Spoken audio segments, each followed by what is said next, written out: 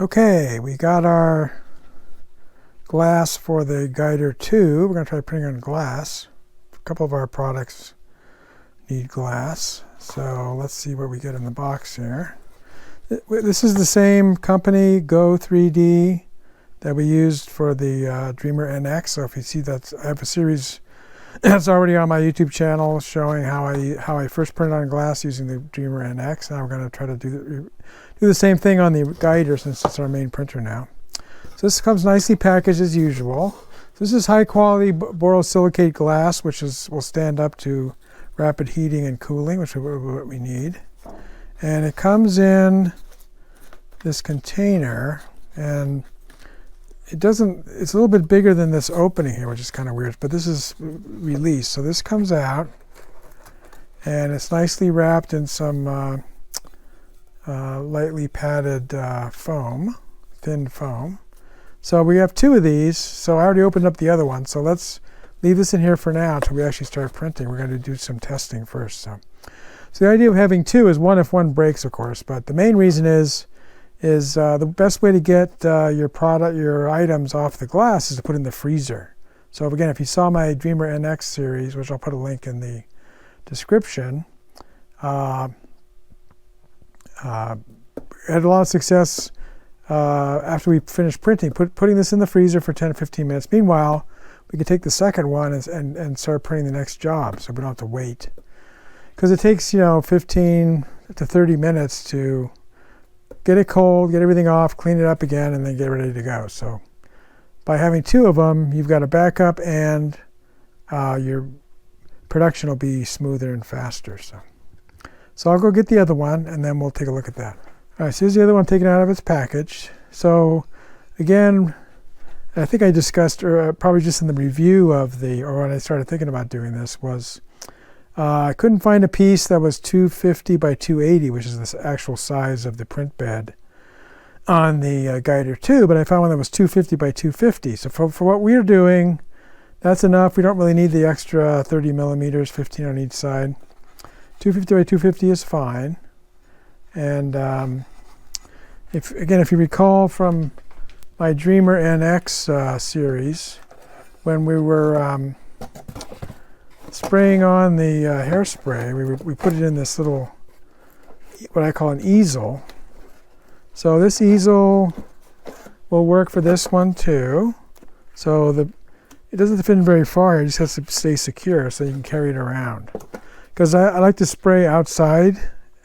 I'm in the garage now, but you don't really want to spray this hairspray in a confined space if you can avoid it. So I take this outside and then spray this on. So this will work the same. It extends out the top a little bit, extends above the top slightly, but that doesn't really matter. So we can just go. And if it's super cold or it's rainy, of course, I will do it in the garage. Just hold my breath and then walk away while it dries out. So this is going to work for moving this around, because once you've got it clean, you don't want to put your fingerprints on it because it'll affect the adhesion.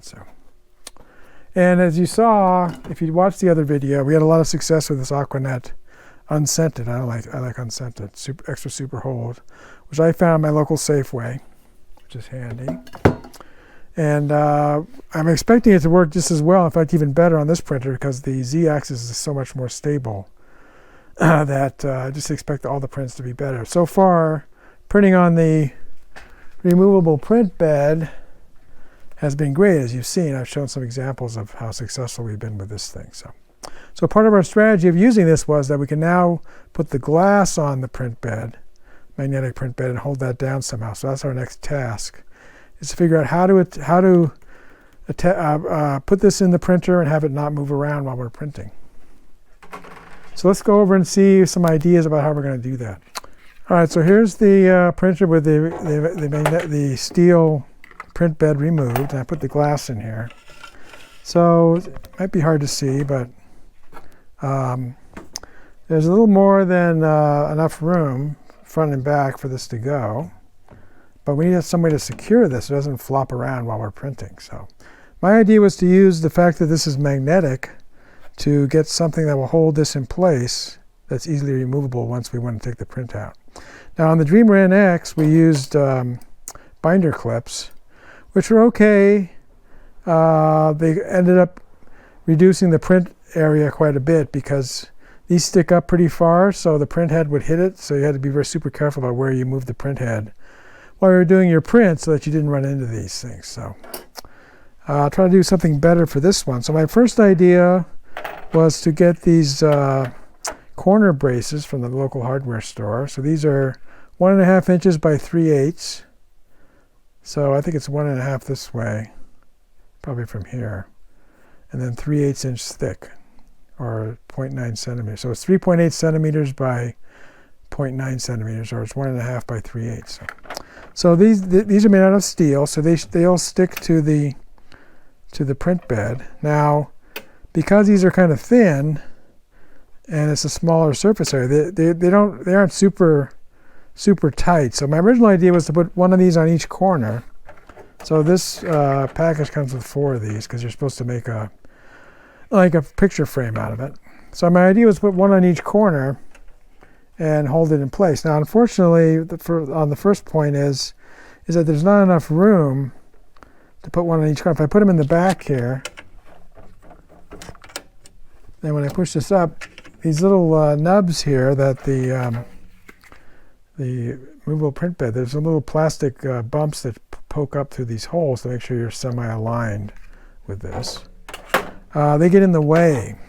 So if we try to put them in the front here, there's not enough room. There's not enough room. And so when this is here, it actually, see if I can get in closer here.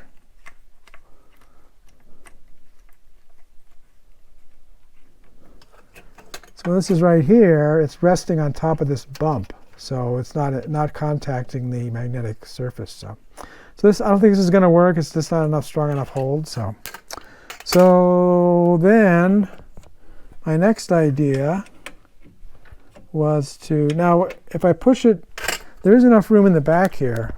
And once I put these angles down, they do hit up against these bumps and kind of hold it in place, but it's not super secure because if I push it a little bit, it'll just raise up over the bump, so it's not super secure at this point.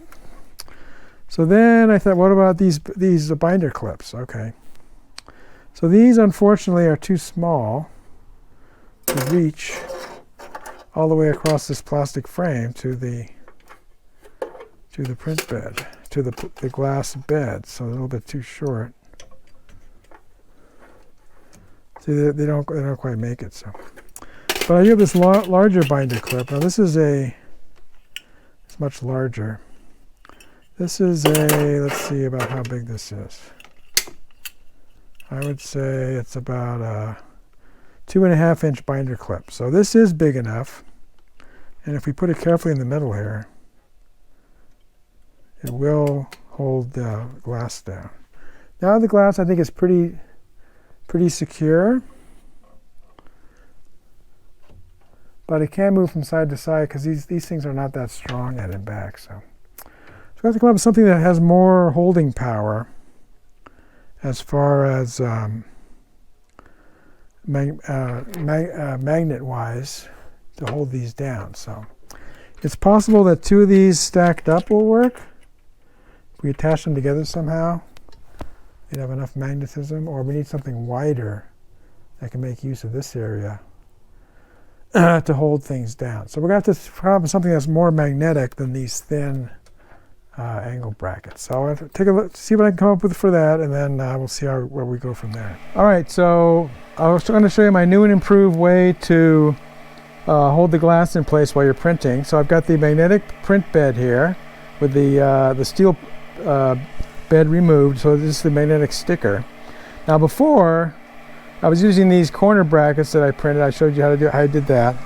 Put them on the back corner. There's a little bit of magnetic attachment, but this area is pretty small, so I needed to actually secure it in addition with these binder clips, which caused problems in the back corner because the print head was hitting it when I was in the homing position and some other problems. So I thought some more about it, and I came up with this other idea. I've got these steel flat bar. This is 3/4 of an inch width, And this is about, I think, 260 millimeters, so slightly longer than the glass. And it's got a natural concave, convex action going here. So I put the convex side down. So that makes the edge here butt up against the glass better. So the glass is butted up against these bumps just like before. And the front edge of the metal flat bars as well. There's one on each side. Then I cut these shorter ones in the back. There's a bump in the back here, so we can't put ones all the way across the back. Now for these, I think these are about 90 millimeters, something like that. Yeah. For these, you want to put the concave side. Actually, the concave side is down here. That's right. You're going to put the convex side down because the print frame in the back rises up, so it's going to hold it better if you do it that way. So these just doesn't fit exactly in the exact spot here, but these go in the two slots back here.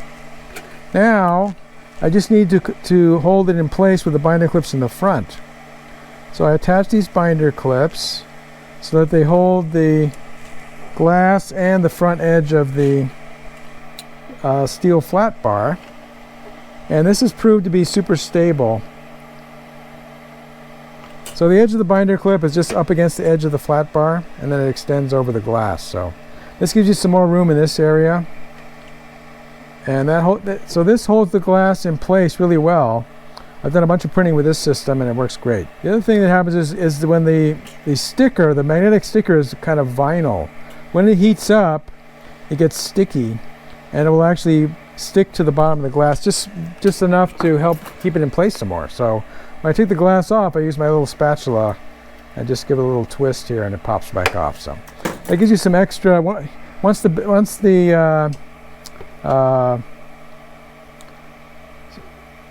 magnetic sticker is heated up, it has a little bit of stickiness to it. That also helps get it in place. So, all right, so now since we recalibrated the extruder, we need to re-level it. And in this case, since we added the glass, we're going to be cranking our thumb screws way down when we start because we need to allow for the glass. That's something you don't want to forget when you switch from the steel print bed to the glass. You got to, the glass is thicker than that, so you need to allow for that. You don't want to grind the print head into the glass. So, if you like this video, please give it a thumbs up. Post a comment if you have any questions or ideas, and I'll try to respond. That's all for now, but more videos are coming, and if you want to see them, please subscribe to my channel and turn on the notification icon if you don't want to miss one. This is Beta Cygni signing out, and keep looking up.